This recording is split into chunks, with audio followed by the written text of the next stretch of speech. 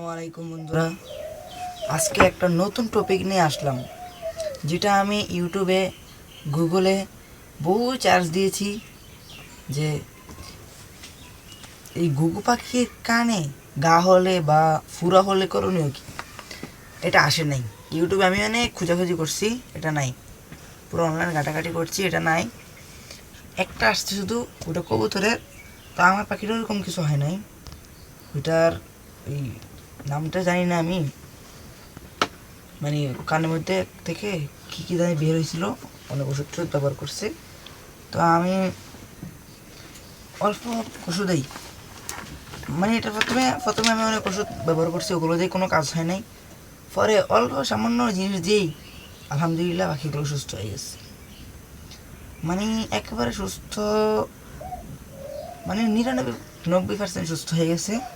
এখন আরও 10% হয় নাই, মানে একটু অসুস্থ আছে।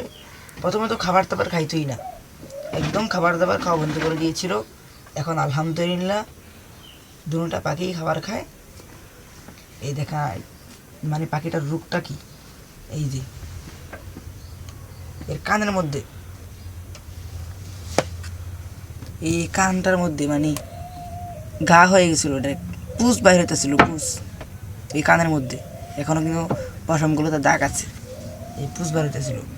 আর এই সাদাটাকে যদি দেখাই, এটা কিন্তু পুষ বাইর হইতেছিল, এটার বাদামি কালার একটা, এটা হচ্ছে মাদিটা, মেয়ে। সাদাটাও কিন্তু আরেকটা মাদি। এই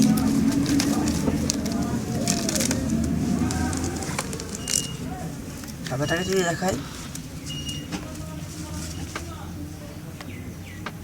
সাদাটার দুটা কানে, কি বলবো, এই দুটা কানেই একই অবস্থা। আমি কানের দিক দিয়ে পশমগুলো কেটে দিয়েছি যাতে ওষুধ ব্যবহার করতে সুবিধা হয়। এই এর কান থেকে অনেক পরিমাণ মানে গোটার বিচি গালাইছি আমি। তো আমি এটাকে কীভাবে সুস্থ করলাম এই নিয়ে ভিডিওটা বানাচ্ছি। পুরো ভিডিওটা না দিলে সম্পূর্ণ দেখার জন্য অনুরোধ রইল। চ্যানেল নতুন হয়ে থাকলে অবশ্যই চ্যানেলটি সাবস্ক্রাইব করে পাশে থাকবেন। ভিডিওটি ভালো লাগলে লাইক কমেন্ট করবেন, কারণ আমি নতুন চ্যানেল খুলেছি। আপনার একটা মানে অনেক কষ্ট করে ভিডিও তৈরি করতে হয়, আপনার একটা লাইক কমেন্ট একটা সাবস্ক্রাইব আমাকে ভিডিও বানাতে উৎসাহ করে। এটা অনেক মানে প্রয়োজনীয়। মানে আমি অনেক মানে ঘাটাঘাটি করছি অনলাইন, কোনো জায়গায় পাইতেছি না মানে এটা কী সমস্যাটা। প্রথমে আমি এটাকে পশু হসপিটালে নিয়ে গেলাম। এটা কিন্তু আমি মানে আমার নিজের অভিজ্ঞতায়, যেটা দিয়ে আমি মানে আমার ফলাফল পেয়েছি, সাকসেস হয়েছি যে ওষুধগুলো ব্যবহার করে, আমি এটাই দেখাচ্ছি। প্রথমে আমি এটার প্রথম হয়েছিল, আমি এটাকে পশু চিকিৎসকের কাছে নিয়ে গেলাম। উনি আমাকে এটা লিখে দিল। এটার নাম হচ্ছে পবিসিট। এটার নাম হচ্ছে পবিসিট, এই ওষুধটা। এটা মানে যে কোনো গা ফেঁচড়ায় বা কাটাচিরা হলে মানুষের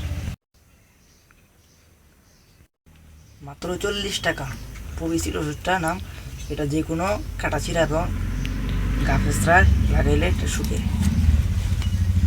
তো এটা আমি মানে কানটাকে যে ফোড়া হয়েছিল, ফোড়াটা আমি চিমটি দিয়ে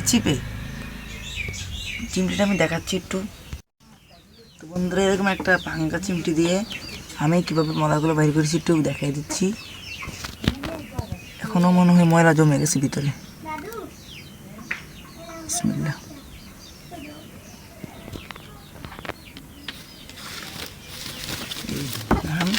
আমি এটার কানে এখনও ময়লা আছে, একটু বের করে দেখাচ্ছি।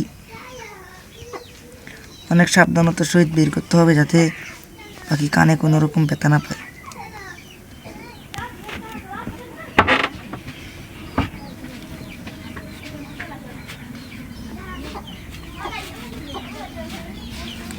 এরকম মানে ময়লা জমে গেছে, আমি বাইর করতে পারতেছি না।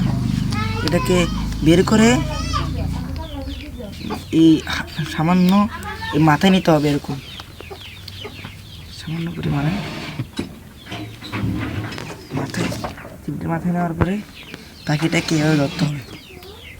পরে বিসমিল্লাহ বলে এরকম একটু লাগিয়ে দিতে হবে। তো বন্ধুরা এটা লাগিয়ে দিতে হবে। এরপর এটা আমি 1 সপ্তাহের মতন এই ওষুধটা ব্যবহার করছি। 1 সপ্তাহ মানে দিলে শুকায়, কিন্তু গাগুলো মানে হইতেছে না। তো আমি একটা জিনিস আনলাম, এটা হচ্ছে কি, এটা কেমিস্ট সিলভার নাইট অ্যান্সবেট। এটা হচ্ছে প্রাণীর জীবাণুমুক্ত চোখের ড্রপ, চোখের যে কোনো রোগের ড্রপ হচ্ছে এটা হচ্ছে চোখের কোনো পশু পাখির চোখের যে কোনো রোগের ওষুধ। তো আমি এই ওষুধটা ব্যবহার করলাম। এটা ব্যবহার করে নিয়ে হচ্ছে এটাকে একটু ঝাঁকড়িয়ে নিয়ে এরকম ঝাঁকড়িয়ে নিয়ে পাখির কানের মধ্যে 1 ফোঁটা দিয়ে দিতে হবে।